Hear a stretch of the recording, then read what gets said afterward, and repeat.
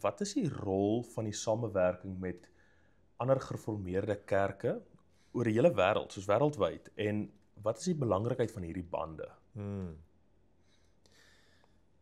Ek sou sê, mens moet prinsipieel begin, en prinsipieel daarmee bedoel ek, die Here roep ons tot eenheid.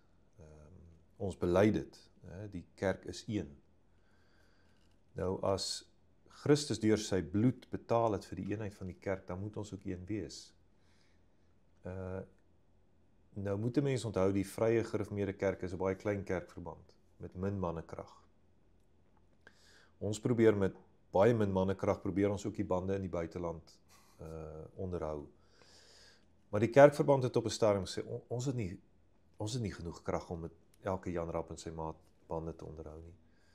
So wat gaan ons doen? Ons gaan fokus op die bande wat ons histories gehad het. Nederland, Australië, Kanada.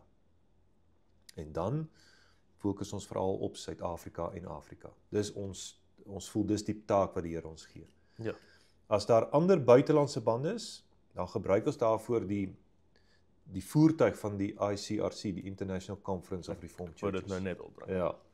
So, dis 'n baie handige voertuig om te weet watter kerke op ander plekke in die wêreld is ook gereformeerd.